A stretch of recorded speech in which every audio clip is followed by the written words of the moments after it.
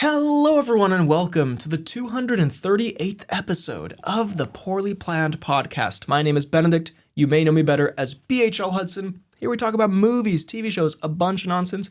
With me as always is my friend, co-host, and Pixar / summer bro, Frederick. Yes, sir. God, what lovely summer weather we have outside. What a great summer we're having. Hopefully there isn't like a nuclear apocalypse happening. God, yeah, that'd be making this upload super awkward. Yeah, that would be the biggest problem with that. Totally didn't record this in the start of March. Yeah, this is a pre-recorded one. We'll get to it. Yeah. But we are here for a little Pixar episode. God. As you may know, the highly anticipated fifth entry somehow in the Toy Story franchise is coming out today, actually. Oh my God. Or maybe next week. I think today. Okay. But in honor of that, we are revisiting a classic pod. God. All the way back to, was it pod episode 6 you said? Episode 6. I believe in possibly July 2017. That's actually insane. Literally 9 years ago. How is that even a stat? Feels like yesterday, honestly. Dude, how? Yeah, I remember everything perfectly. Yeah. Damn. We did 9 years of podding. For the 6th episode of the pod, we did a Pixar Movies Ranked episode, which for the record, I remember being a poor one. I remember not being on the A game. Not being our best work. I have not listened to Do you it. remember why it was not our best work? No, I just think it was kind of a boring episode, to be honest. Well, can I just say, like, until we reached, like, episode 20, 25, I don't feel like we really got into our groove. We were a little bit, I don't want to say NPC, like, but we were kind of, trying to do a real podcast. Yeah. Before we realized. We've embraced the fact that the show is a joke. Yeah. This is genuinely not serious. But I thought, we are very different people, both in terms of movie taste and film and sense of humor and style of podcast since 2017, when we were literally 15 years old. How are we doing this pod in 2017? What's going on? So we thought we'd revisit it, the Pixar movies, much like we did the DreamWorks and Disney movies, do it in little chunks. Little parts. Little parts. So we're doing Pixar movies ranked. We'll rank the ones that we have here. We're doing the first 10 Pixar movies here. We'll do a big ranking at the end of the, final episode. So it's technically ranked. The title is accurate. Not just clickbait, I promise. But yeah, we're talking Toy Story, A Bug's Life, Toy Story 2, Monsters, Inc., Finding Nemo. Finding Nemo. Incredibles, Cars, Ratatouille, WALL-E, Up. And we've also, for each of these, we have prepared a little trivia as we'll get into. Our trivia game, a classic on the pod, where there's one true trivia, one fake trivia. Yeah. We do it in turns. Doing a little 50-50 action here. It's going to be good. It's going to be great. And yeah, we are recording this in March, so if something we say has not aged well, are bad, but we are currently on vacation. Exactly. Having a good time. I'm on the beach, getting my tan on, tanning my cheeks, to quote LMFAO. Tanning my cheeks. I'm sure I'll be tanning those cheeks as well. Yeah, so, you'll be tanning my cheeks. You'll be holding up that, the reflector. But yeah, so let's just jump into it. Let's just jump into some Pixar movies. Timecodes down below. Ooh. We start off with the OG, the classic. Yeah. The unkest of Pixar movies. The unkest of Pixar movies. The unkest of movies, you could say. Honestly, really. If you were around to see Toy Story in the cinema, I hate to tell you this. You're unk. You are unk. Coming from two unks in their own right. Yeah. Coming from two unks who are just tanning their butts. Yeah, it is what it is. Toy Story 1, 1995. Yeah. Thoughts? Break it down for me. Overrated. Ooh, damn, coming out of the gate. Gotta get some drama right off the bat. Mid as fuck. You know what? Ooh. I think still a very good movie. Oh, Damage Control. Pussy. Yeah. Say what you really want to say. I agree, overrated. I think there's several reasons for this. And I'm sure, by the way, I have not listened to episode 6, so it'd be funny. We'd probably have the exact same takes. We're very different since then. Yeah. Overrated. Same bit. But I think it's partially because we didn't really grow up with it. In the same way, because my childhood classics were Monsters, Inc. and The Incredibles, as we'll get to. But I did watch Toy Story as a kid, and there were things about it that, I'll be honest, I just didn't really fuck with. Yeah, I agree. I don't think I watched Toy Story until, later on in my childhood. I think I was, maybe 7 or 8 or something like that, which I feel like is later than I'd watched, Monsters, Inc. and Incredibles and stuff like that. So I think there is a bit of that, whereas like we just didn't really grow up with it properly. But well, okay, let's real quick so we don't anger people right off the bat. Some positives. yes, Tim Allen. As a man. as a general dude. As a convicted drug trafficker. I don't know if you've seen this lore. This was like back in the day, he was like doing something with drugs and he got like a commuted sentence or something. You say Tim Allen, good man. Yeah, that's a little preemptive. I don't know. He was smuggling drugs or something and but he got off with like an easy sentence. It's a whole thing. Anyway. So that's a positive for Toy Story. So Toy Story, great movie. Look, I think as a first step out the gate, especially like a first in the 3D animation, pioneering that. Was this the first 3D animated movie, or was that Ants? No, Ants was after this. I think this was the first full feature 3D animated film. Okay. For that, you got to give it respect. It's a very classic story. It's a very classic movie. Like, I think there's a reason why it's so beloved, and it's a fun premise. Your toys have a life of their own. That's the thing every kid has thought about. Yeah, it is a fun premise, I guess, but it's also just a premise I'm kind of like, Well, I don't know. I never really fucked with it that hard. Like, it's fine. I think, like, for me, like, Monsters, Inc., the idea of, like, the monster in your closet has, like, a day job where he scares kids, whatever. That's, like, a fun premise. Pixar is great at these premise movies of, like, I don't know. Whoa. Hungry boy. I don't know if you picked that up. Jesus Christ. The hungriest growl? That's the earthquake. monster in my tummy? that was like a 10-second tummy growl. That was crazy. Anyway, hungry for that trivia segment? I don't know.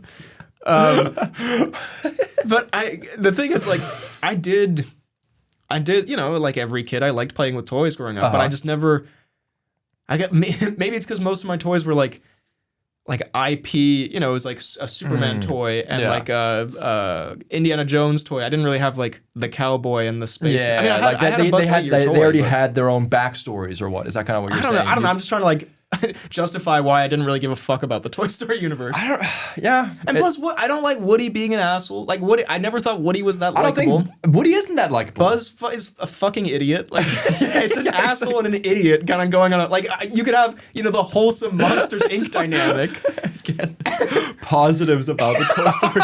It's an asshole and an idiot, and they're going on an idiot asshole adventure. I don't know. It's a fun movie. It's well made. I respect the craft of it all. I think. Also, Jesus Christ. If you hear rumbling throughout this, don't worry about it. He's okay. I think also, Sid, poor kid, he just was like playing with toys. Sid was just doing his thing. How's he supposed to know that they're alive?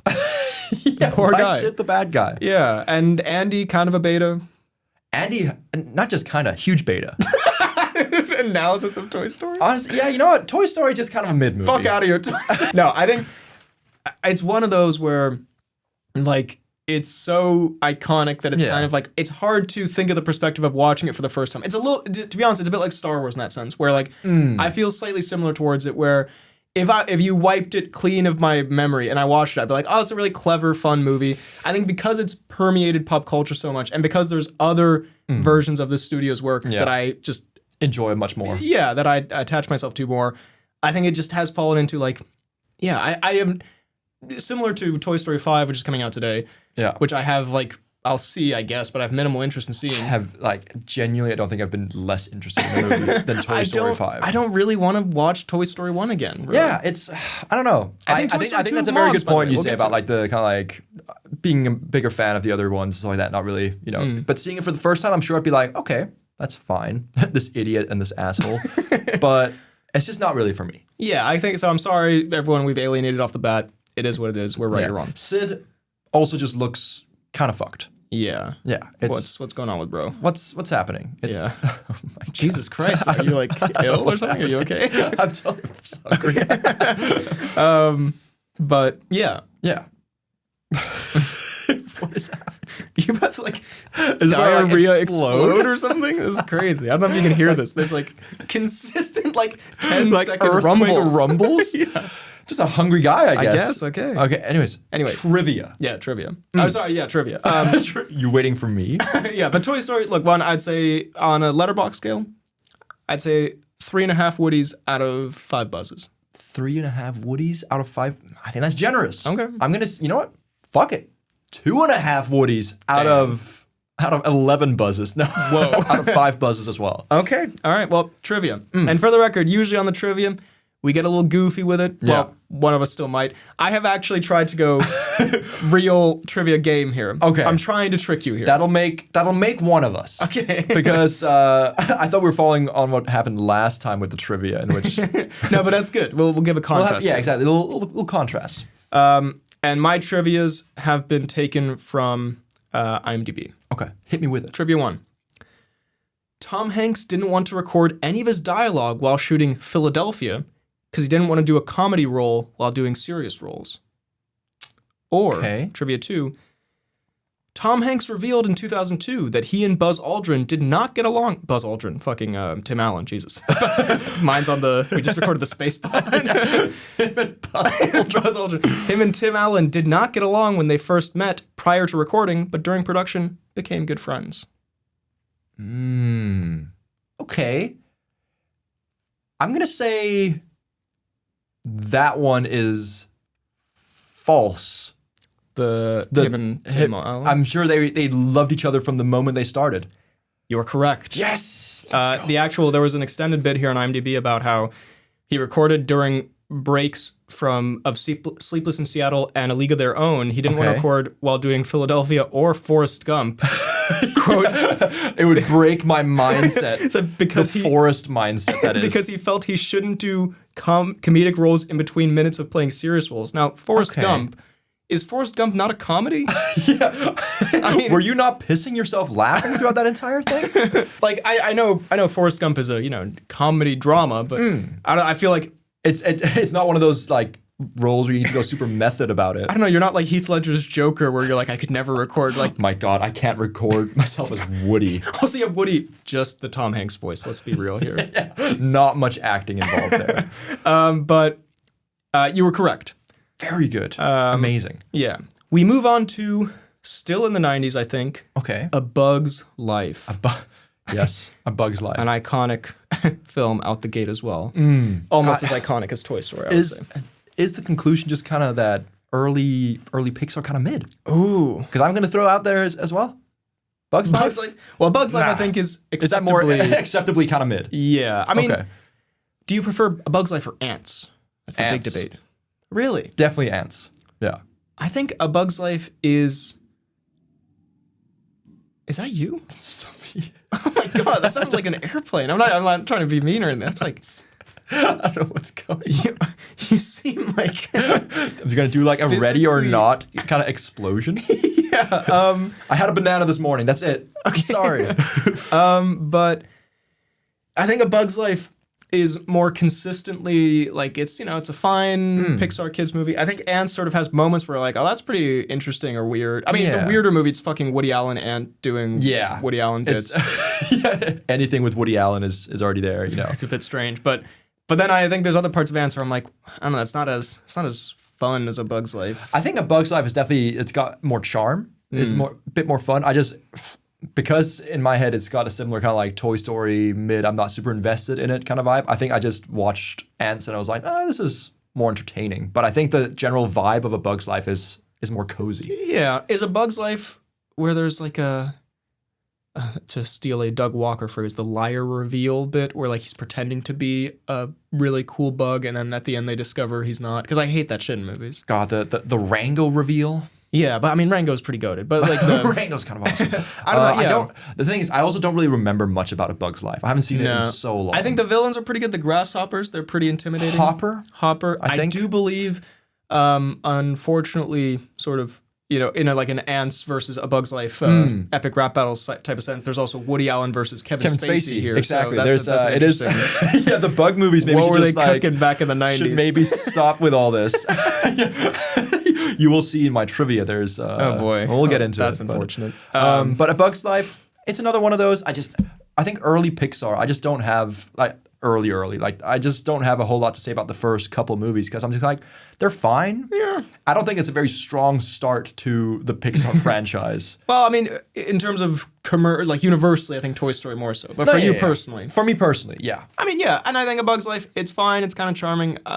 You could show it to your kid. You could show it the happy, kid, but they'd probably enjoy. Yeah, it's colorful and whatnot. Just not that deep. Although there are like Instagram edits of this is why I'm political, and it's like the bug speech at the end where like ants shouldn't work for grasshoppers, whatever. And I base my entire political theory off of the ant stuff. Yeah, I do think it's. I mean, I'm not saying it's not a bad message, or it is. I'm not saying it's a bad message, but it is funny to be like, I don't know, whenever I see kids movie edits that are like with fucking like super bass boosted music beneath it, it's like I don't know, like what's going on? I guess you make a point effectively. Anyway, trivia. Let me pull it up here. Let's go. All right, A Boog's Life. A Boog's Life. All right. So, first piece of trivia. Director John Lasseter's top choice for the role of Hopper was initially Robert De Niro, but he promptly turned down the role, after which he zeroed in on Kevin Spacey. Okay. Also, I will just say John Lasseter and Kevin Spacey both being in the same trivia is it's concerning. I feel like I need to take a shower after this is kind of disgusting. The director John Lasseter, or the second one, director John Lasseter named the caterpillar character Heimlich as a joke, as he found it funny that someone so unbelievably large couldn't possibly perform the life-saving maneuver. Interesting. Huh. So unbelievably large. Again, written in my own words. Okay.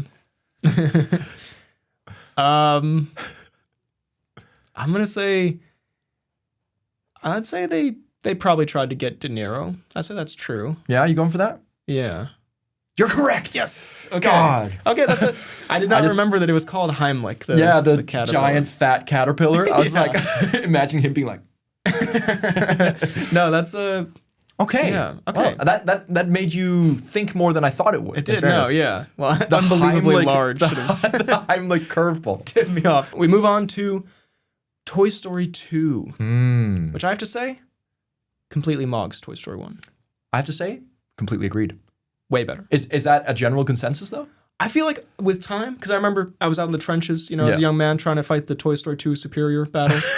But I think over time, it has gained recognition and respect. Because honestly, maybe barring 4, I feel like it's the least talked about. When it absolutely, I hate to unironically use the word mogs, but it absolutely mogs 1 and 3. Well, I don't know about 3 though. 3 kind of stinky. We'll get to 3. We'll get to another 3 episode, in months from now. But 3 is not that stinky. Well, it's not 3 stinky, is not but my favorite. It's not. It's kind of stinky for Pixar standards, but in terms of Toy Story standards, kind of goated. Wow. Okay. Ooh, well, anyway, definitely mogs 1, probably 2. Get out. That's actually a terrible tip. No, just putting that out there. Wow. I'm gonna fight you. But Toy Story 2 is just.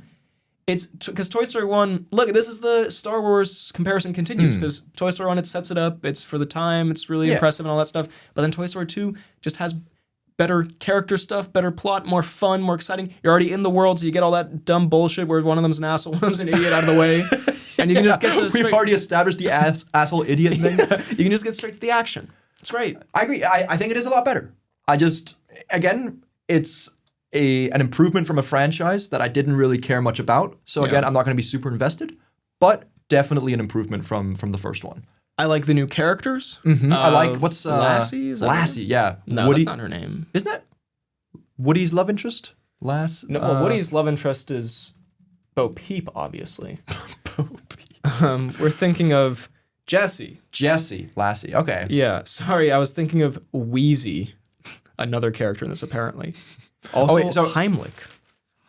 I think there's like a gag in the credits where it's like a Bug's Life, but they're toys or something. I don't know. Anyway. Heimlich's in there? Apparently, yeah. My God. Our goat Heimlich. Also, why does Tim Allen look genuinely like he doesn't know where he is in this photo? His picture on Google is very concerning. But Jessie, I like Jessie and her horse, and they have fucking the prospector as the villain, Kelsey Grammer. There's that toy collector, the fat guy. Yeah. He's like a pretty good villain. Decent villain. I think Pixar villains in general, quite good. Pretty good. Yeah, even, because Free Sid, he's innocent. He was just messing with toys. Yeah. But I feel like this is like a more justifiably hateable villain. Exactly. He's also just kind of slimy in the real world, I feel like. Yeah, again, my boy Sid, justice. Did nothing wrong. Yeah. I think it's funnier. It's just one of those where like they found their footing. Exactly. The Star Wars Empire Strikes Back comparison is perfect. Like the first one's more classic, I guess, but they found their footing. It's better, it's funnier, it's more exciting. You nailed it. It just works. Again, I don't think it's anything amazing, but it is just an improvement. I think it's like a 3.5 Woodies out of 5 Buzzes, this one. Yeah. And in Bug's Life, I would say it's 3 bugs out of 20 Spaceys. What comes out of Spacey every morning? Trivia for Toy Story 2, please. Originally, Bullseye, Woody's horse, was going to talk until it was decided he should act like a giant, adorable puppy. Okay. They were going to have him voiced by Martin Short. Or, Trivia 2. The Disney Plus version of the film removes the prospector Harvey Weinstein joke during the credits. Do you remember this? I don't remember this. What is... There's a bit in the credits.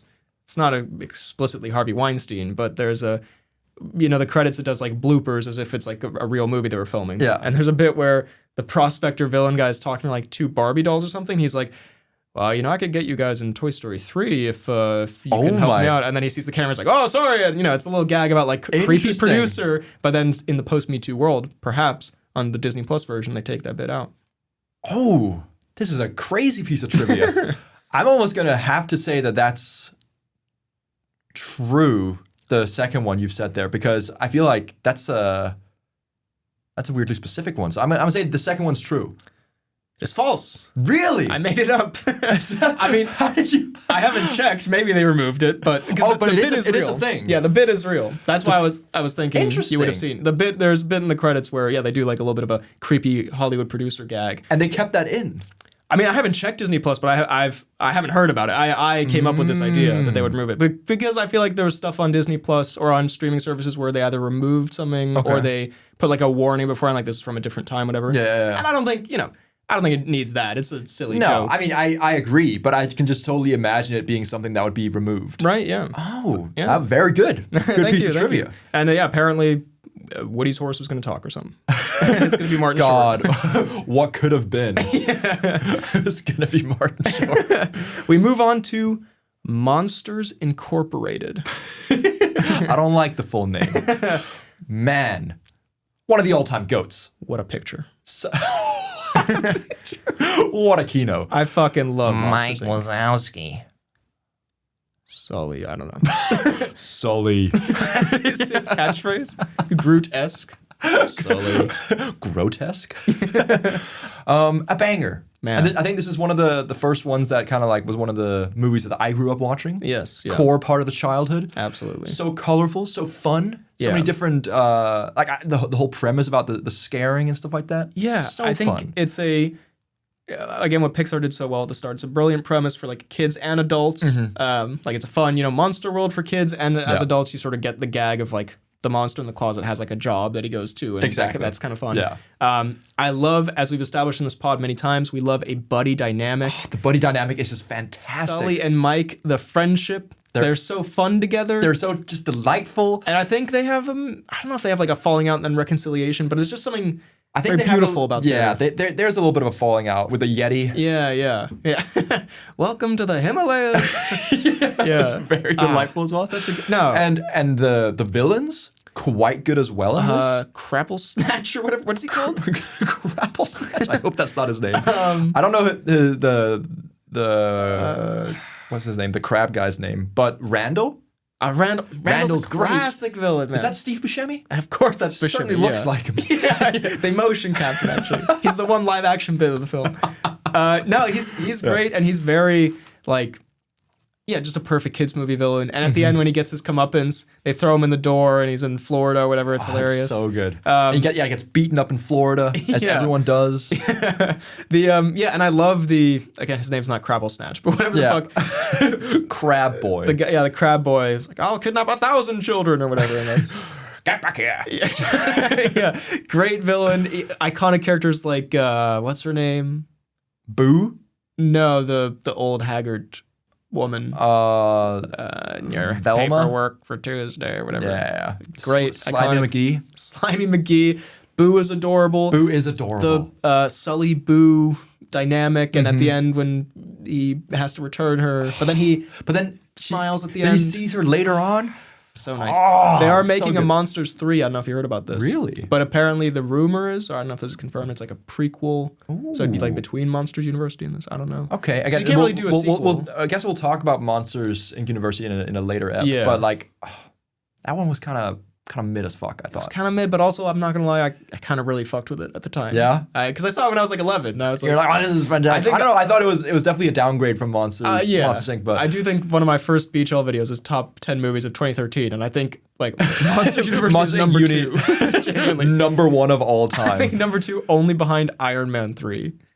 That's Makes fair sense. ranking. That's a pretty fair epic movie. I also love the scene where they're like the kind of like chase scene throughout the different, like, I guess not dimensions, but like different like door portals and stuff like that. Yeah, no. So cool. Well, the whole bit at the end, the roller coaster style door mechanics. There's also something about like the Monsters Inc. factory that I just thought was like fascinating. It was so unique. Yeah, I really, really enjoyed it. We talked a bit about in the worlds we'd want to live in, the Zootopia world building, whatever. I think the world building here in the monster world. Being a monster in the monster world? Well, that too, but also just in the movie, like I think the cars and the street, there's little details, the restaurants, that kind of stuff. It's just a fun ass movie. And also, can I say, and I think this is a key element of kids movies. Please. That maybe they're missing nowadays. I'm not trying to say, I'm not doing like the kids movies are woke or whatever, but I think not enough strong white male character. No, you got to have like a little bit of something that'll traumatize you slightly. There needs to be an edge. There needs to be some scary shit that will. And I remember the like scream sucking machine. I was gonna say the Soul Snatcher. Yeah, that shit is terrifying. Give me that. Yeah. I remember there's a bit where they do it to someone. And he's like all white at the end. Yeah, he goes completely pale. That was scary. And when they're about to do it to Mike and all that, that's scary. Yeah, man. Yeah, no, there's and I think there's also just some fun kind of like, again, I think that might be missing a little bit from some of today's like animated movies. There is some humor that can just be almost like Shrek adjacent, like enjoyed by adults. Yeah, no, it's such a funny, clever movie. Honestly, because people say like, oh, kids movies, like you shouldn't judge it too harshly, it's for kids. Yeah. I think it's actually super impressive what you can do with a kids movie of making it funny, like making something funny for a small child and an adult. Fantastic. It's incredibly impressive. It's a hard thing to do. Yeah. And they manage. Yeah, no, and I also, man, the bit where the guy gets the sock on him and they shave him or whatever. That kind of freaked me out as well. That was also kind of scary. Yeah. I was like his like actual terror. He's like, no, please. I was like, no, not the sock. No, it was I haven't seen it in a long time, but honestly, like I don't rewatch. Yeah, I don't rewatch animated movies too often, but I wouldn't even be against having it as a benefit watch at some point. That's a huge shout. Just putting that out there. That's going on the list. But yeah, Monsters Inc. I'm gonna say 5 out of 5 Sullys out of 5 Mikes, man. Oh, I'm gonna say 5 Mikes in 5 Sullys. Hell yeah, fantastic movie. And also, man, the bit when they're like, put that thing back where it came from, or so help me, and then play. So good. It's so good. Some trivia for it. Some trivia. Now, first piece of trivia. John Goodman, who plays Sully, and Billy Crystal, who plays Mike, recorded many of their lines together in the same room to build chemistry, which is rare for animation. I have to say, I don't want to preempt you. I'm pretty sure I know that's true, but anyway. Well, you don't know. You don't know what's coming. Okay, it might just be two truths. It might be the truest thing I've ever heard. It may be well known that because each individual strand of hair had to be animated, it took an average of 12 hours to render a single frame of Sully. However, a less known fact is that it took about the same time to de-render Mike the Ballsack Wazowski's testicles in each frame, making a single shared frame between the two take 24 hours to complete. So I think I misunderstood the premise of having to have one false and one true. You're not supposed to have 2 true trivias in there. So in this trivia, does the model of Mike Wazowski automatically have balls that they have to get rid of? That's that makes a lot of sense. Or maybe it's something that I don't know who knows? I don't know if they maybe rendered him initially with balls and then later decided that was not tasteful and had to de-render it. A little much. I don't know what you think. Who's to say? Hard one. I'm gonna say the first one's probably true, but you'd be incorrect. That's what I thought. We move on to Finding Nemo. Now I have to say, I hate to go there. I hate to do it to you. Oh. Slightly Toy Story-esque. Now, It's very good. It's a very good movie. It's very charming, sweet, whatnot. Just not really a childhood classic for me. Don't hit me with the aura. I'm just going to say, I fully agree with you again. I think we share very similar views on the Pixar movies. Yeah, and I think that means that we're right. I think that Finding Nemo, again, that's a huge classic. Yeah. Cult phenomenon. Very nice. But that is just exactly what it is. It's very nice. It's okay. I think there's something to... They do this with some of these Pixar movies where it's kind of just like going to different... Like the Journey movie. Yeah. Where they're just kind of going around meeting different wacky characters. And they're... Again, tons of iconic. There's the stoner turtle. There's the crazy shark that doesn't eat fish or whatever. There's a cool kind of like Marlin dude. Yeah. Wasn't Marlin the main guy?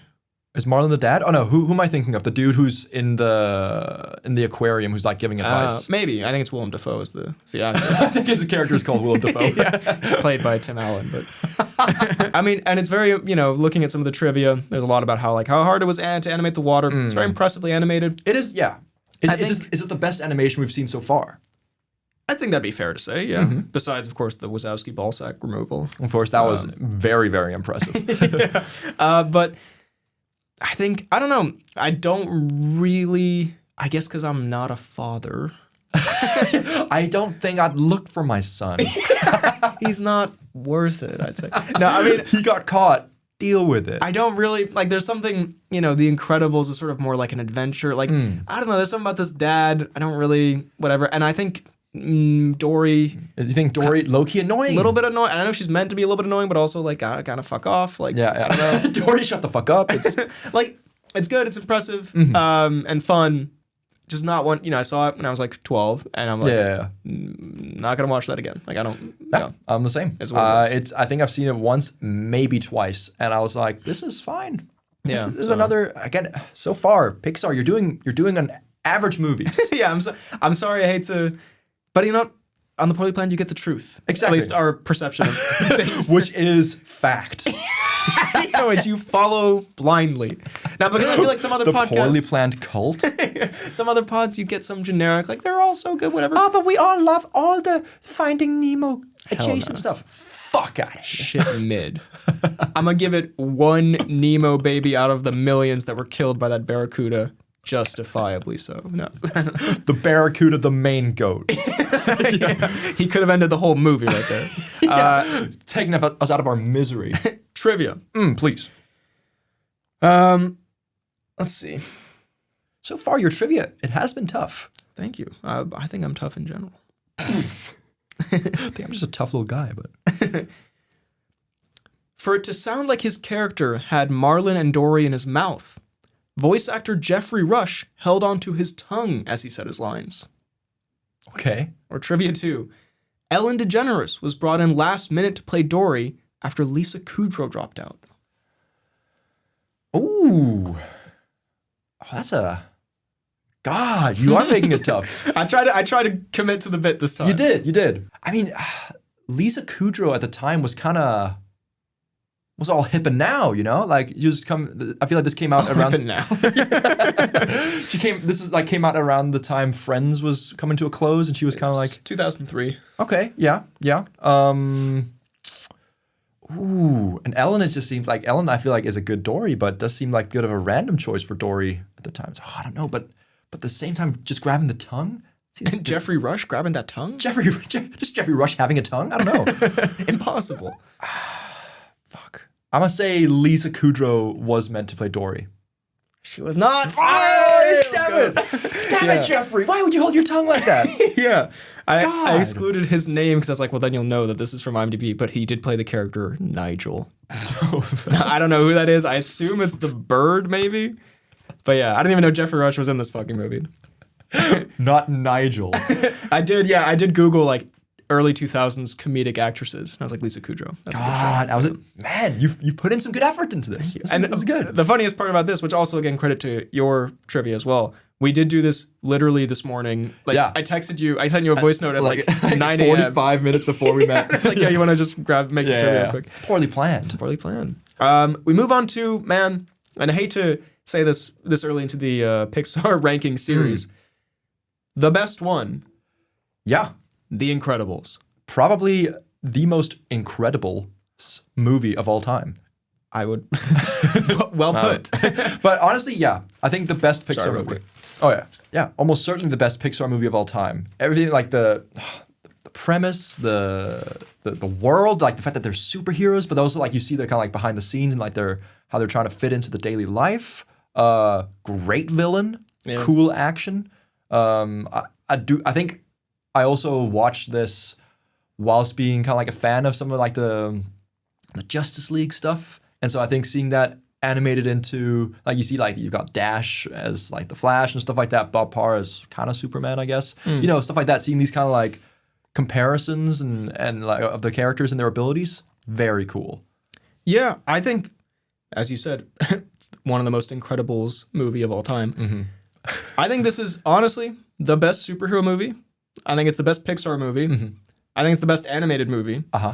And I would put it in terms of personal favorites. It's probably my top 10 personal favorites ever. And is it, in terms of just superhero movies, is it the best superhero movie? Yeah. I think that is one of the things I said. Oh, did you? And also the best animated movie. But also, is it the best Pixar movie? No, I think, and it's interesting because it sort of requires a little bit of, like you couldn't have this as the first super movie. It requires a little bit of the context of what superheroes are in pop culture. But in terms of both doing again, this is another thing Pixar did really well beyond the premises, is like doing not a parody, but like sort of a play on something while also doing a good version of it. Exactly. It's also super impressive. And they capture weird, like kind of like down to earth real issues or like real things that actually go on in the day-to-day life, mixing it with the, supernatural of these superhero and their powers, which kind of almost makes it a little bit more relatable in a way. I don't know. Absolutely. I think this is one of the most relatable movies ever. I think it's like the way it captures a family dynamic. And the way it captures also, like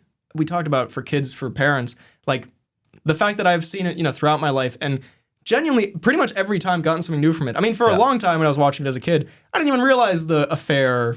I know.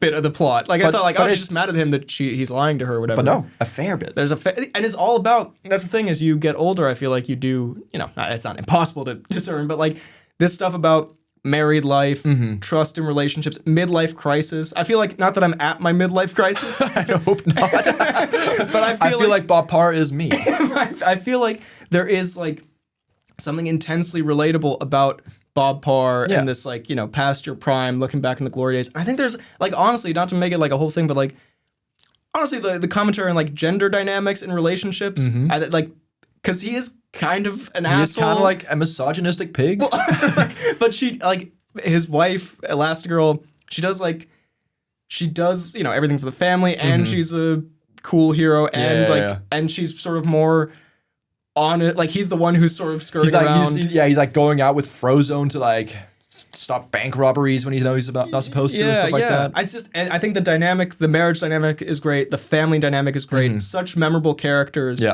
Perfect villain. Oh, the villain's so good. Syndrome. I think the vibes as well, this like Mission Impossible / James Bond / superhero / like sci-fi. Yeah, and it's and I think the like opening sequence when they're younger and in their prime and stuff like that, very cool to then see like the comparison of how their lives then change later on. Yeah. Now, this golden age sort of like more comic superhero world. And everyone's talked about, but sort of the angle on superhero movies, how they're like prosecuted. It's just, I think it is like, because it's an animated movie, like it doesn't get put in like all-time conversations that much. But it definitely should be. It should be. I think in terms of like a script, is one of like the most clever scripts. Because again, you can write, genius cinema and this kind of stuff, but to do something that is like this good for kids, this good for adults, this clever, this funny, wholesome, heartwarming, it is just, it's an unbelievable film. So good. And I think also some of the, the writing and everything like that, as we said, amazing. But also just the action scenes. Yeah, no, fucking so great. Badass. And like, I don't know, the way they incorporate different aspects of like the drones and the powers into the action scenes. So fucking cool. The music is unbelievable. I think genuinely this is the movie I've seen the most times in my life. Fair. How many times do you think you've seen it?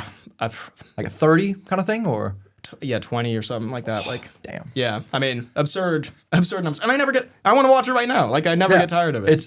It's so good. Brilliant movie. And again, it's got one of those where there are also parts of it that are actually quite like nerve-wracking and scary. Yeah. And I remember and some dark themes. Like suddenly you just see, was it like laser beam skeleton? Yeah. Like, and laser beam. The bit when he gets fucking hit with all the balls, as Bob Parr does. When Bob Parr gets all the black balls on his face. Yeah. That is, and the scene later is fine. I'm talking about the Frozone bowling scene. No, exactly. But to tell you the truth, I want to go bowling. But I want your balls on my nuts face. on the fucking eye sockets. But I think the scene where like all the black balls shoot at him. Whatever.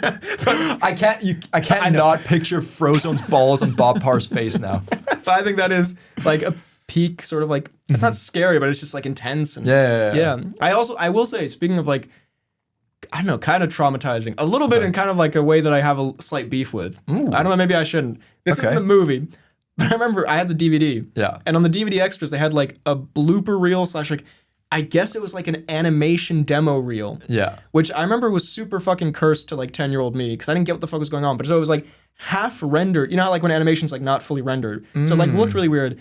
And it was, I guess they assumed that like it wouldn't be kids on the DVD, or I guess like they didn't, it was sort of a, I don't know, whatever. I remember there was one gag where Bob Parr and I guess Frozone at one point in the movie like fist bump. And you see like, there's like something else animated in the movie. Yeah. And in this like demo reel, there was like a woman in a bikini or something, like an animated like bikini babe, and it was Bob Parr and Frozone fist bumping. Really? And it was meant to be, you know, in hindsight, it's just like a funny gag of like, look, while we were animated, we did this funny thing. But as a kid, it really awoke me sexually. as a kid, I was just like, what the fuck is this? I was like, huh? Did someone hack my TV? Like, why is Bob Parr doing this? Like, I don't know. So he's actually cheating on his wife. that was like, I felt like I'd found like cursed media that I was not meant to be seeing. But just because it was just like also just completely half rendered. Like you couldn't actually see it was. Yeah, it was just like sort of half like cursed animation rendered. I don't know. Again, it was just sort of meant to be like a funny gag on the DVD. But I remember just being like, what the fuck? Genuine worry. Bob? Wait.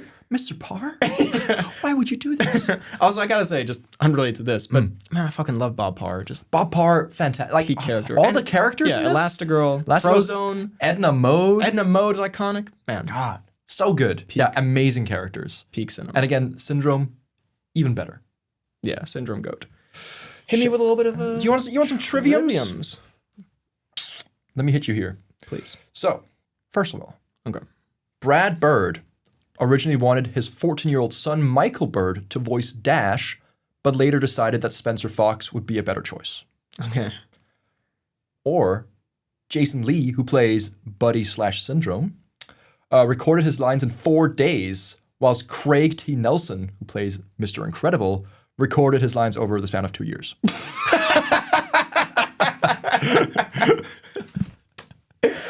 That got me good. I was like, oh, okay, you're doing two real ones. That's interesting. But no, that's the course of 2 years, meticulously in character the entire time. So what you guessing?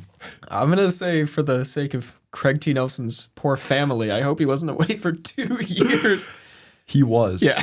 No. Yeah. He was. What? That's true. That's true. Genuine fear. What? That's so funny. First of all, 2 years. Fair play. You totally got me. Because I was like, oh yeah, you made a fucking Mike Bird or whatever. Yeah, sure.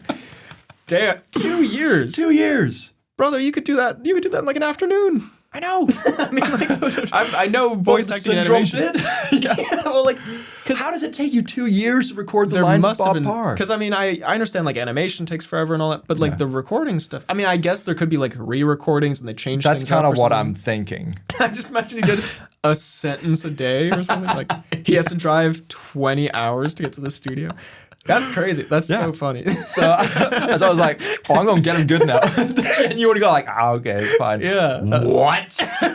Damn. Interesting. I don't know if that's a standard for animated movies, but no, that's I don't know. Interesting. Wow. Okay, no. It surely must be some reshoots and stuff like that. Presumably, or yeah. re-recordings. Or Craig T. Nelson just couldn't fucking hack it for like...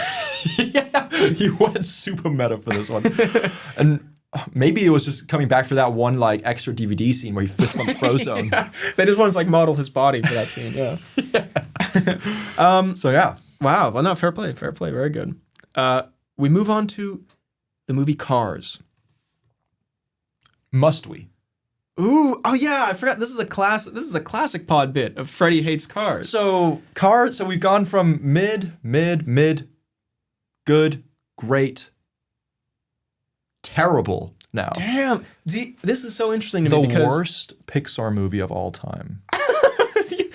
Cars seems like... Don't say Freddy coded. It's impossibly Freddy... It's so Freddy why would you coded. say that? It's like your favorite movie... Like, I'm just like... You love like Pirates of the Caribbean and The Last Samurai, and I don't know, just like put those together. You got Mater. I'm just thinking like mid 2000s like adventure, vaguely Disney-ish movies. Like I just feel like Cars, you would love the action and the excitement. And it doesn't work for me. Very it's interesting. Terrible. I hate the characters. I'm Mater's gonna kill annoying. myself. Nothing really works or happens in that movie. It's just all around bad. I mean, because I think Cars is sort of... I think Cars, for me, is like a... It's like Finding Nemo or Toy Story, but like a little bit... I'm not going to say cheaper feeling, but like less sort of prestigious. Well, I think it's fine. It's good. I think what also bothers me a little bit is that I've just been... And I don't know if this is just luck of the draw, but I've been surrounded by genuine Cars fanatics. That's true. And it's just like... And they won't shut up about how fantastic a movie Cars is. Not to get too much into it, wasn't your first girlfriend like a really big Cars fan, or am I making that up? Decently big Cars fan, yeah. She also loved the movie We Bought a Zoo, so that's... Yeah, so enough said. Explains why that didn't work out. But, yeah, like, I don't know if they'll listen to this, but some of my friends in Scotland, like, one of my best friends in Scotland, his girlfriend is considering getting it tattooed, 95. That's pretty rough. Don't do that if you're listening. And that's her sports number. It's her entire personality. Sports number. Like on her jersey and stuff like that. She gets a 95. Yeah. I mean, to each their own, but but it's terrible. I would get Mike Wazowski tattooed on me before I get... just a terrible movie that's overrated and everyone loves for some reason. And then people are like, "Oh, you don't like Cars? It's the best Pixar movie of all time." Well, it's just not. No, I think, look, I've seen some cool edits where he's like, "I am Speed." You know, it makes for some edits. Does it? Does it? Well, but I think as a movie, I think it's pretty fun. I think it's like a basic, fun, fine movie. Like, you know, I think it's a very as a follow up to The Incredibles, which is sort of like incredibly written and double up. Shit. I think, you know, it falls into like, oh, this is just like a normal kids movie. It's like an arrogant guy learns a lesson of humility and meets wacky characters along the way. And like, but I think the Cars world is.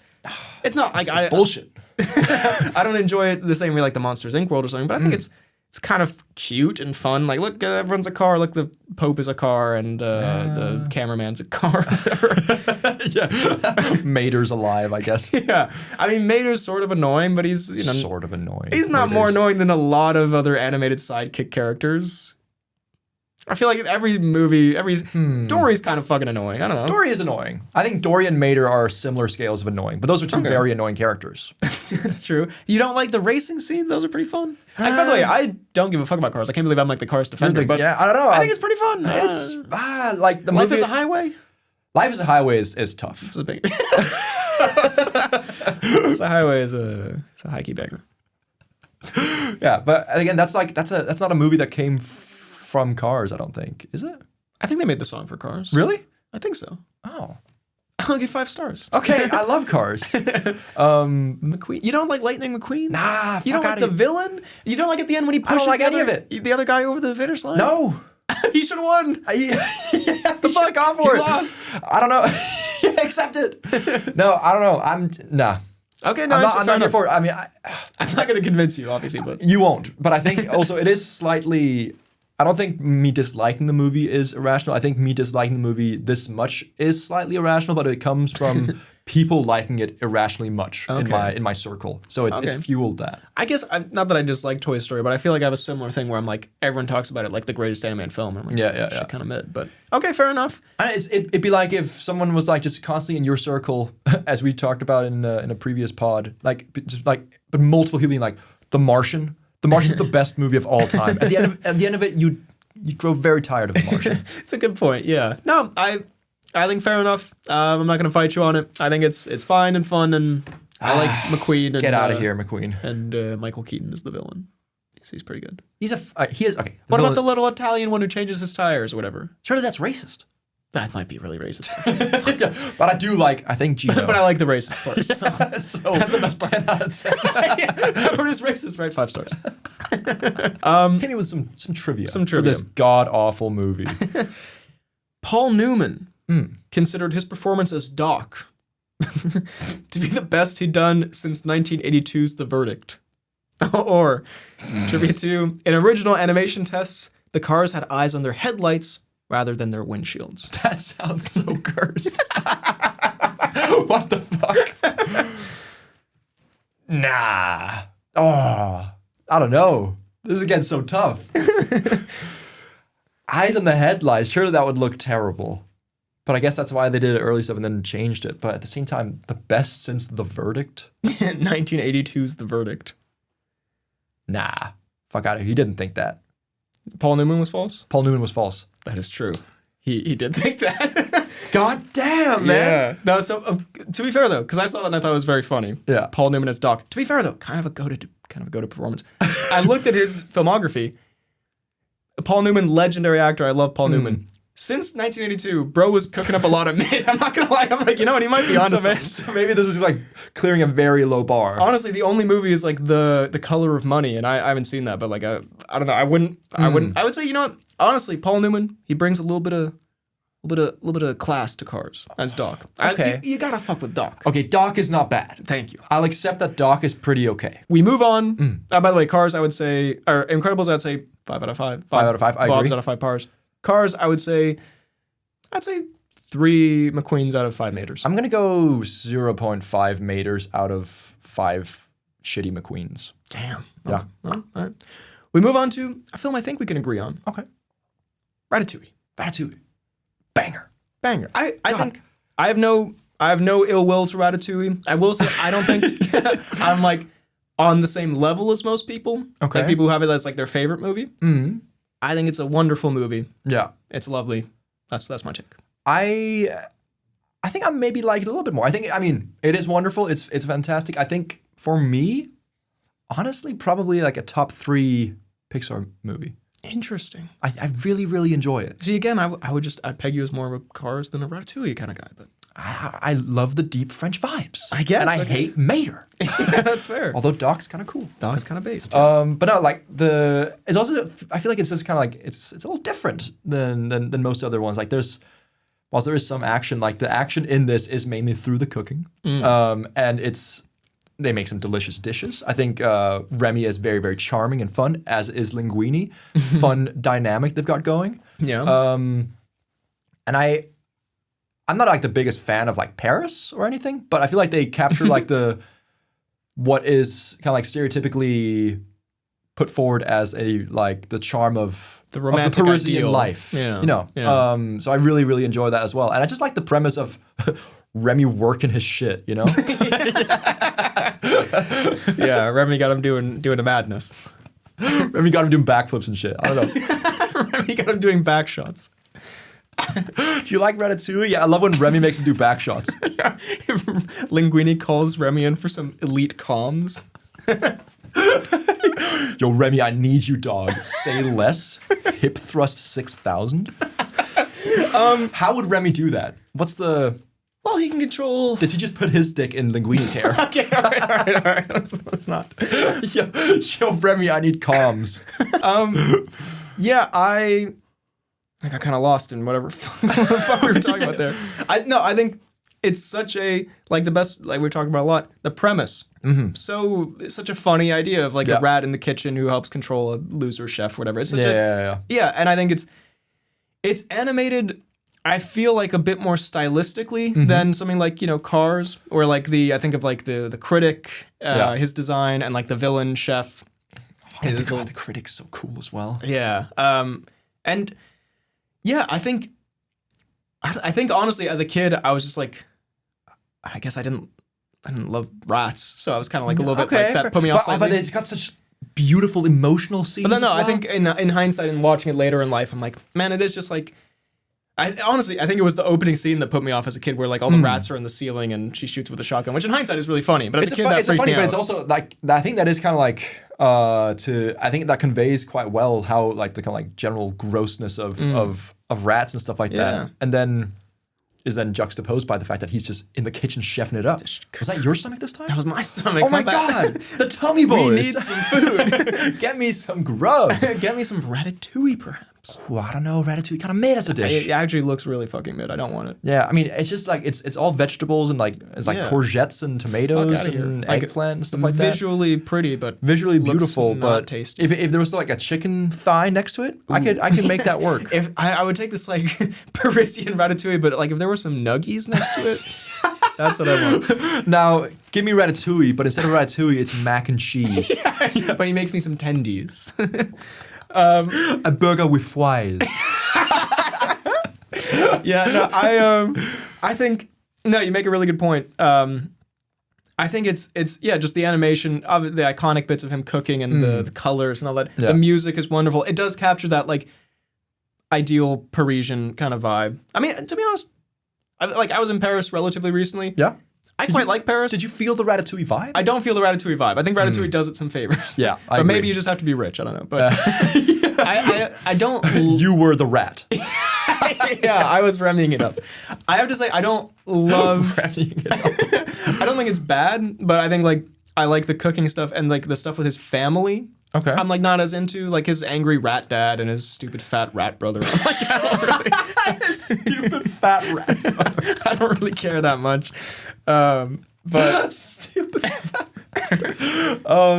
Yeah, I mean I agree. I don't really care that much about it, but at the same time I don't think that's fine. It's not there that much in the movie. No. So I was freaked out by the part where he runs around his body and bites him a bunch. I thought that was kind of freaky.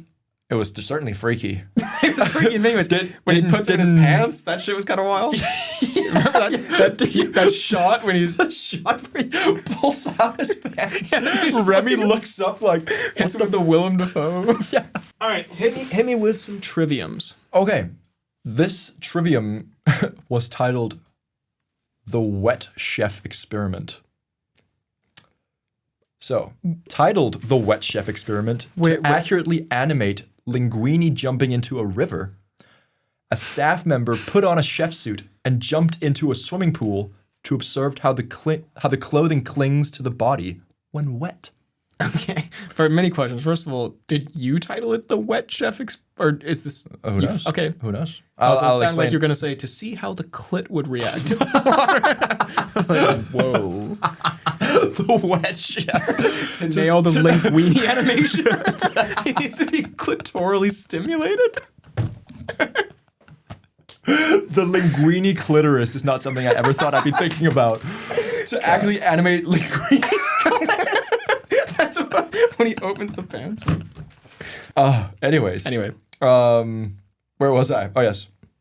Or John Ratzenberger, who plays Mustafa, originally stood out to Brad Bird because he found his name funny given the movie he was auditioning for. Interesting. Mustafa, is that the little chef guy? I think it might be the thumb guy, okay. But I'm not exactly sure. The wet chef experiment. The wet chef clitoris. I mean, it's because I don't know why you would give it a title if you didn't find it with a title, but then that might be master manipulation. I'm gonna say the wet chef experiment was false. False? Yeah. It was in fact true. Oh no! So Ratzenberger is just Ratzenberger. Yeah, of course. That's kind of goated. But he apparently is like a recurring character in a lot of like Brad Bird's. I was gonna say no. That's a guy who like he's the voice of Mr. Potato Head and stuff. Yeah, like sure, I think him and Brad Bird are bros. Yeah. So why did I say that was true? Actually, yeah, I knew that guy. But yeah, I'm gonna say Ratatouille. I'm gonna say four linguinis out of 5 wet chefs. I'm gonna give it 4.5 linguistic clitori out of 5 Mustafas. Fair. That's good. That makes sense. We move on. Move on to Wall-E. also feels like kind of a classic Freddy movie, if I'm honest. Kind of is. To me, this is a little bit Ratatouille coded, where I think it's great. I think as a kid, oh fuck me, why didn't we mention WALL-E in the space episode? Oh, fuck. Well, and that came out several months ago at this point. Shit. Okay, go back to that one and put in WALL-E. Put it in WALL-E. But WALL-E, I think it's just no reason for it. Just, and the kid brain where it's like, I just like Incredibles and Monsters Inc. just like spoke to me for some reason, and like Ratatouille and WALL-E, I think they're great. Yep. It just wasn't like my thing. I don't know if maybe I don't love space stuff, whatever. But I've seen it since. I think it's a great movie. Yep. It's wholesome and funny. And the first bit of it is really like, the bit on Earth could be like a short film. It's like really well animated and like a kind of a silent movie. And then when it gets to space, it's a bit more goofy, but it's fun. Yeah. WALL-E's great. I think, WALL-E is fantastic. I think it's right up there in terms of my enjoyment with Ratatouille as well, maybe slightly less, but I don't know. I think WALL-E and Eva, very cute, fun characters. Isn't she Eve? Is it Eve? Maybe just as Eva, but maybe it's Eve or Eva. Yeah. Very nice. I like the thing going up to space and then everyone's fat and stupid and not doing anything. Immobile and getting McDonald's pumped into them or whatever. They took the fat, stupid rat brother and just turned that into every single human on Earth. Yeah. Like a fun kind of like the fun setting. Fun adventure. Fun adventure. Like cute love story. Yeah. It's I don't know. I don't have as much to say about WALL-E. I just think that very cute character, very cute story. There's some like kind of fucked up moments as well, like when WALL-E gets crushed and almost dies. Yeah, I don't really remember that, but it's like, they think think WALL-E's gonna die towards the end, but then Eve like saves him and stuff like that. It's like, it's very, very cute and very wholesome. They also go back to repopulate the Earth with plants and stuff, and with the human seed. And I was gonna say, WALL-E, what's he up to? What's he cooking up? WALL-E jerking someone off. WALL-E becomes one of those Japanese. No, anyway, let's not. But I think just in general, very good movie. Yeah, there's some beautiful visuals when they're in space and the lights and stuff. Yeah. I think WALL-E, again, maybe it's like, I like not the like Monsters Inc. and Incredibles are like edgy movies, but I think I like the characters are a bit more sort of, Shrek-like, where they're like a little bit more sarcastic and fun and kind of have a dynamic. This is definitely more kid-coded than I think the other ones. Yeah, WALL-E's very cute, I feel like as a character especially. Yeah. But a very nice movie. Agreed. Trivia. This is the first Pixar feature film to include live-action footage in it. Oh, okay. Or WALL-E stands for Wasteland Accessible Litter Logger 11.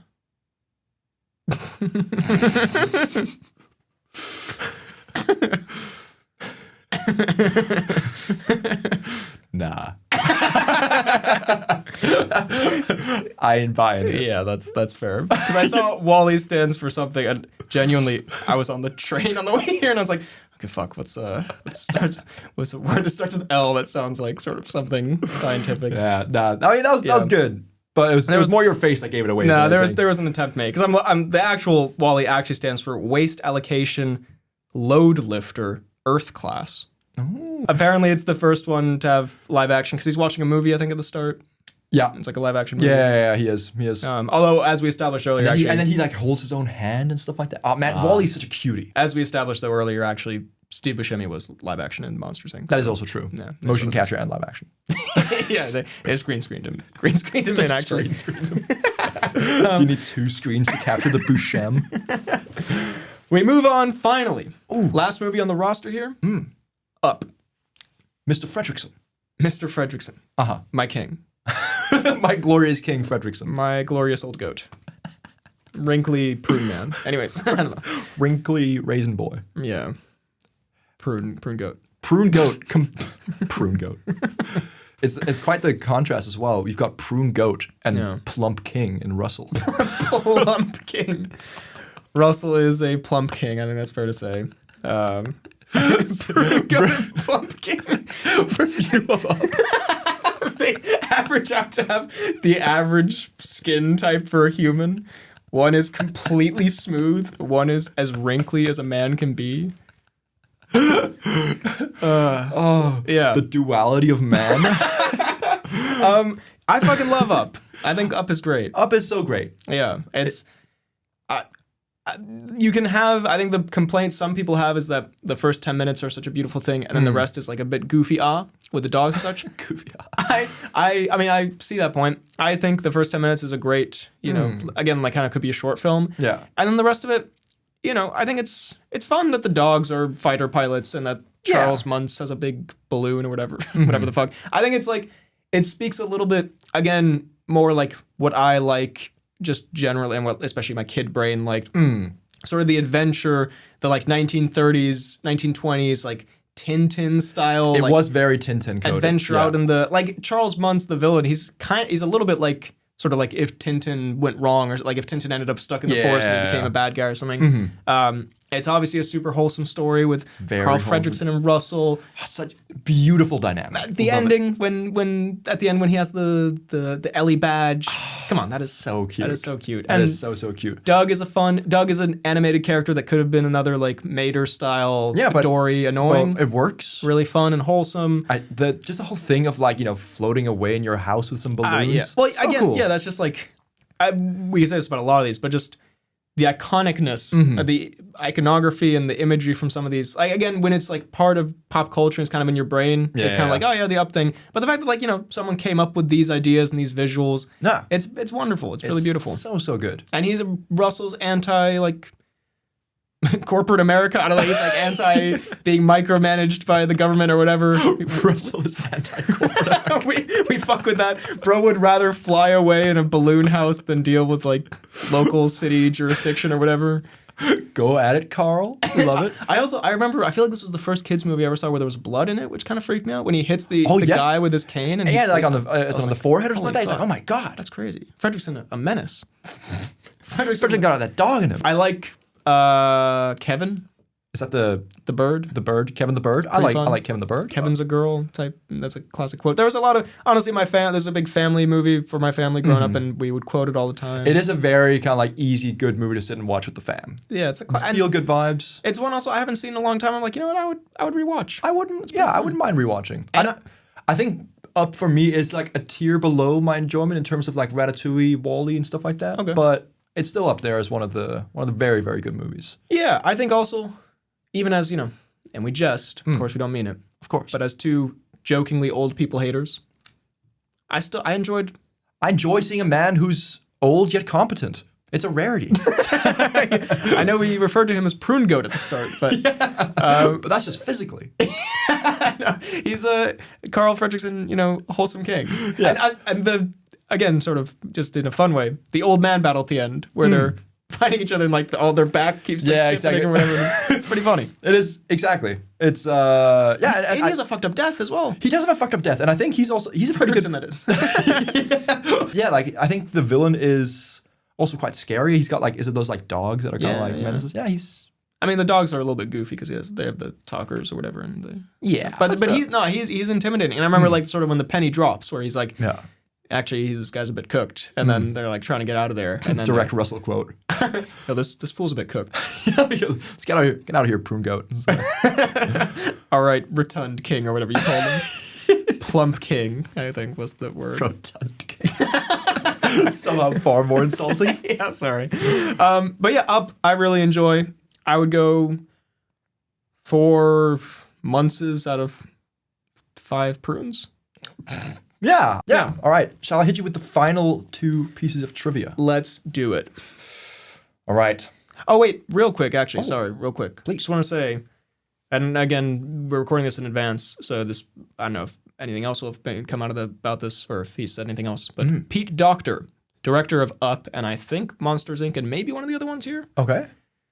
Low-key on Fraud Watch for low-key on a homophobic Fraud Watch. I don't know if you saw this. I haven't seen this. There was a thing, I don't know. This just kind of made me sad and sort of pissed me off. But he was saying, the movie Elio that came out last year? Yes. Pixar movie. Apparently it had LGBT things in it originally. Like the main guy was gay or something, and he had like a vision of growing up with a husband or something like that. Okay. And they completely like overhauled it, and I don't know if it was specifically to remove that stuff, but like they removed all that stuff. And Pete Docter, when he was asked about it, he said like, And he was the one directing this, or? I don't think he directed it. I think he's like one of the producers now, or he's someone at Pixar. Yeah. He was like, yeah, we're making movies, not hundreds of millions of dollars of therapy. I was like, hold up? What does that mean, Pete Docter? Pete Docter. And he said something about like, we just want to make movies that like everyone can watch, that like the implicate, it's the whole like parents don't want to have these conversations with their children, but it's like, so we should just act like gay people don't exist. Like I just thought that's Pete Docter. Super shitty, and fuck you, Pete Docter. That's just my very interesting. My interpretation. Yeah. Yeah. Anyway. Okay. Sorry. Trivia. Just so Pete Docter moving mad in a bad way. Yeah, I don't know. I was just like I don't know, because Snoop Dogg. I don't know if you saw that. Snoop Dogg didn't like the movie Lightyear because it had like a lesbian moment in it or something. He was like, I don't want to explain that to my kids or something. Okay, Snoop Dogg. Yeah, but I was like, well, Snoop Dogg's of all the things that you're doing, that's what you don't want to explain to your kids. Yeah. Also, of all the things to not like about the movie Lightyear, but like I was like, okay, that's Snoop Dogg, whatever. Who fucking cares? But like Pete Docter is like a big guy at Pixar who made Monsters Inc., one of my favorite fucking Pixar movies. I don't know. It's just a weird corporate shitty bad thing. Anyway, fuck you, Pete Docter. Pete Docter. Maybe change that. Yeah. Anyway, trivia. Okay. For Up, we've got either Charles Muntz is named after Charles Mintz, the Universal executive who stole Walt Disney's rights to Oswald the Lucky Rabbit. Okay. All right. Or Carl Fredricksen is named after Carl Fredricksen, the Universal executive who drew lewd hentai comics named Oswald the Unlucky Rabbit. That's good. So Carl Fredricksen. So there's that. Wow. Yeah. Well, when you dropped the first one, I was like, if you made that one up, I would be concerned. Then when you dropped the second one, you definitely didn't make that one up. Yeah, I was not concerned at all. Carl Fredricksen. Drew lewd hentai. God. Well, so let's move on. Yeah, I'm gonna say the first one was obviously false. Yeah, you'd be correct. Yeah. That is the Pixar app. Now, I had 2 quizzes lined up here, but we have already sort of gone over time. Ooh, okay. So maybe we'll save those for... We could just do a Pixar quiz episode. We could do a Pixar quiz episode. Maybe if we have less to say about the fucking good dinosaur or whatever, then we'll do it. Almost certainly we won't. Yeah, we'll do a 2-hour episode on that. But then we can throw in a quiz there. But in the meantime, it's time for... Wait, actually, let's rank them first. Oh my... It's time for gotcha! Yeah, let's rank these 10, and again, we'll rank them all in the last episode. But we're going to do a little ranking here anyway. Okay. Pixar movies ranked. Yes. I'm going to say from worst to best. Yeah. Or least favorite to favorite. I'm going to go A Bug's Life. Mm-hmm. I mean, if it's something I'd watch again, low-key, I'd probably put Toy Story. That's fair. I don't know, maybe Finding Nemo. Okay, Bug's Life, Finding Nemo. Toy Story? Okay. Cars? Okay. I'm not saying Cars is better. I just probably would rather rewatch Cars than Toy Story. Yeah. Toy Story 2. Mm-hmm. WALL-E, Ratatouille. Up, Monsters, Inc., Incredibles. Although Up and WALL-E and Ratatouille are kind of all in the same boat for me. Okay, fair. Okay, I think I will hit you with a ranking that goes Cars dead last. Yes. Then I think I'll go Toy Story 1. Then A Bug's Life. Then Toy Story 2. Okay. Then, no, I'll go Finding Nemo. Okay. Then Toy Story 2. Then, what am I missing? What mid one am I missing? Mid one. Or have I, maybe I've covered all the, let me see here. okay, I think we're good then. Then I go, Up. Yep. And I go WALL-E. Then I go, Ink or Rat? I'm gonna go Rat. Ooh. Okay. Then Ink. Nice. Incredibles number 1. Okay. I like this list. I think we have vaguely similar lists. Yeah, I think like the top 2 we fully agree on, and then the bottom we kind of like disagree on a little bit, like the ranking, but we all agree that they're all kind of mid. Yeah. Now it's time for the Timecodes. Now, as this was recorded in advance, I have Tom Cruise fact of sorts, not really. Okay. But I thought we'd do a little bit different where I tried to find some Pixar-related Tom Cruise thing. Ooh. Now, there's not much here, but first of all, I have a question for you, a little quiz. Please. And then I have a little funny thing that I found. Mm-hmm. Which Pixar director has Tom Cruise worked with? Oh. And there might be more than one, but there's one obvious one. That he's worked with. I was going to say Brad Bird. It is Brad Bird. Brad Bird. Mission Impossible 4. Let's go. And then the funny thing, because I was just Googling Tom Cruise Pixar, just trying to find something, Tom Cruise, Brad Bird, whatever. I found this website. It's called mycast.io. Okay. Where it's, from what I've gathered, it's like a fan casting site where you put up like, it's seeming, I don't know if it's only animated, but it's just movie. You put up like fan castings for movies and then people can like upvote or downvote, I think. Yeah. I don't know. Anyway, I saw Tom Cruise like fan cast in a Pixar role. Oh. I just thought it was so funny. Can you guess what role whoever this person is put forward for Tom Cruise in the Pixar world? Okay, so is this an already existing role? Yeah. Okay. And I'm gonna just inform you, you will not guess it. Oh. Is it one of the movies we've talked about today? Yeah. Okay. I'm gonna say, but you said I wouldn't guess it. So it's like if this was made into live action. My guess would be Buzz Lightyear. That's a good guess, because that would be a good choice, honestly. I thought that would be a fine choice, but you said I wouldn't guess it, so I'm gonna say I'm gonna go a bit crazy. I'm gonna say the Egon, the villain in Ratatouille.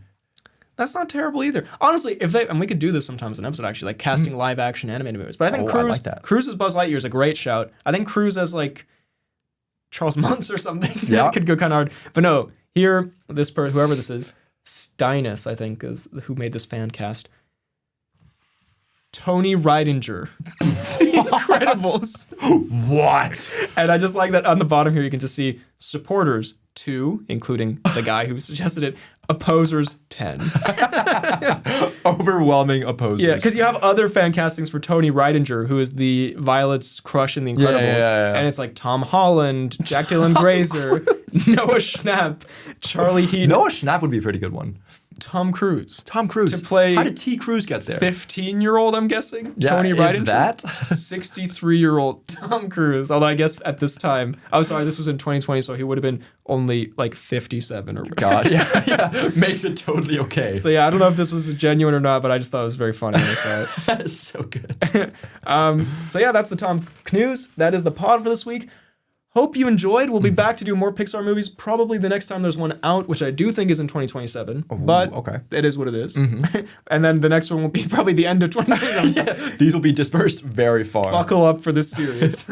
But hope you enjoyed the episode. If you did, drop a like, subscribe, check out the podcast. We're out here on YouTube, of course, and on Apple Podcasts and Spotify, where you can leave a 5-star rating, a nice review.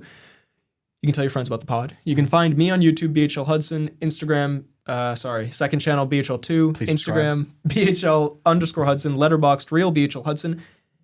You can email the pod at bhlhudsonvids@gmail.com. You can also find the pod on Instagram and TikTok at The Poorly Planned Podcast. You can find me on YouTube at FDK Space Gaming. You can find me on Instagram at Fidalgard and on Letterboxd at FDK_Thwilms. Thank you very much for listening, and we will see you next time. Remy Backshots.